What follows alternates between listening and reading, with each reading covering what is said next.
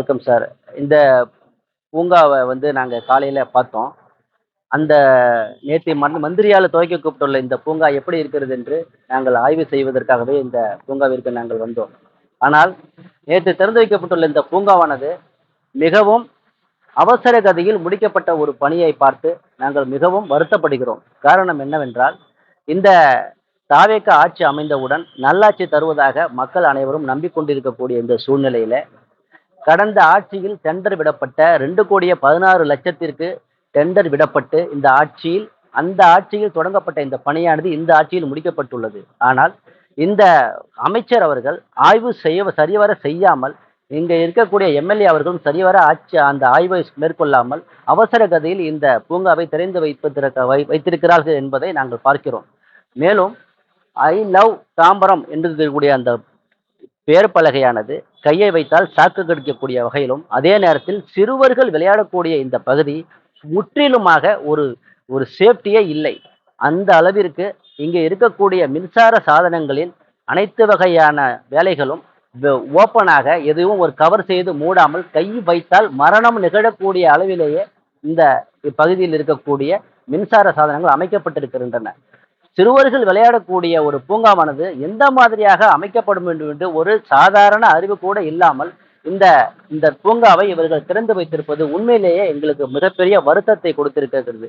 காரணம் என்னவென்றால், மிக முக்கியமாக சிறுவர்கள் என்பவர்கள் நமக்கு அனைவருக்கும் வீட்டில் இருக்கக்கூடிய முக்கியமான ஒரு குழந்தை செல்வங்களை பராமரித்து நாம் வளர்த்து மக்களால் இந்த ஆட்சி உருவாக்கப்பட்டு அவர்களால் திறந்து வைக்கப்பட்டுள்ள இந்த பூங்காவிற்கு பெற்றோர்கள் அனுப்பி வைக்கும் பொழுது அந்த குழந்தைகள் விளையாடிவிட்டு வீட்டுக்கு சேருவார்களா என்கிற ஒரு நிலையை இந்த பூங்கா நிச்சயமாக அந்த ஒரு அச்சுறுத்தலை கொடுக்கிறது என்றால் அதுக்கு மாற்று கருத்து இல்லை. நிச்சயமாக அச்சுறுத்தலாகவே இருக்கிறது.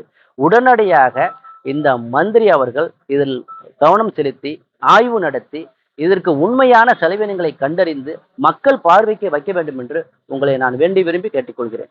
சார், 2,16,00,000 நீங்க வேலை நடந்திருக்குது. ஒப்பந்தம் செய்யப்பட்டு பணிகள் முடிஞ்சது, திறந்திருக்காங்க.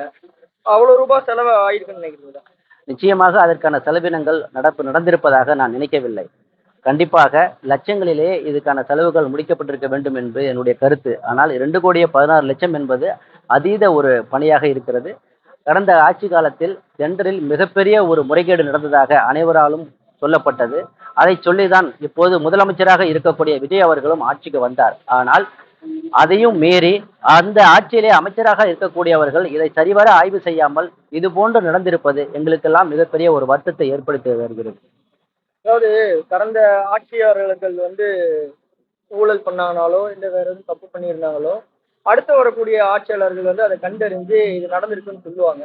இப்ப தாவேக்கா இதை ஆதரிச்சு துறக்குறாங்க. அப்ப அவங்களும் இவங்களும் கூட்டாளின்னு நினைக்கிறீங்க?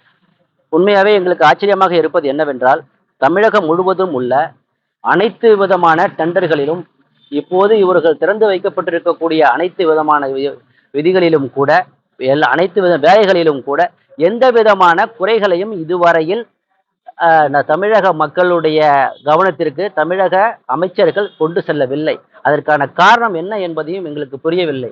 நிச்சயமாக கடந்த ஆட்சி காலத்தில் ஊழல் நடந்திருக்கிறது என்று அனைவரும் அறிந்த உண்மை. ஆனால் அவர்களால் உருவாக்கப்பட்டு அவர்களால் நடத்தி கொண்டிருக்கக்கூடிய அந்த வேலையை இவர்கள் அப்படியே கடைபிடித்து மேலே செல்கிறார்கள் என்றால் இவர்களும் அதற்கு உடன்பட்டு செல்கிறார்களா? எந்த அடிப்படையில் இந்த உடன்பாடு ஏற்பட்டுள்ளது என்பதையும் எங்களுக்கு தெரியவில்லை. ஒருபடி மேலாக நாங்கள் என்ன நினைக்கிறோம் என்றால், ஒருவேளை திராவிட முன்னேற்ற கழகத்தின் ஆசையோடு இந்த ஆட்சி அமைந்திருப்பதனால் திராவிட முன்னேற்ற கழகத்தில் ஆட்சி காலத்தில் நடைபெற்ற ஊழல்களை மூடி மறைக்கும் விதமாக இது போன்ற செயல்கள் எல்லாம் நடக்கிறதா என்பதையும் எங்களுக்கு தெரியவில்லை. அதை மக்கள் அவர்களுடைய மனதிலே விட்டு விடுகிறேன். நீங்க என்ன சொல்ல வரீங்க சார்? கடைசியா இந்த பூங்காவை பத்தி நீங்க என்ன சொல்ல வரீங்க? அதிகாரிகள் மீது என்ன நடவடிக்கை? நிச்சயமாக இந்த பூங்காவானது 2,16,00,000 என்பது ஒரு அதீத ஒரு தொகையாக எங்களுக்கு தெரிகிறது.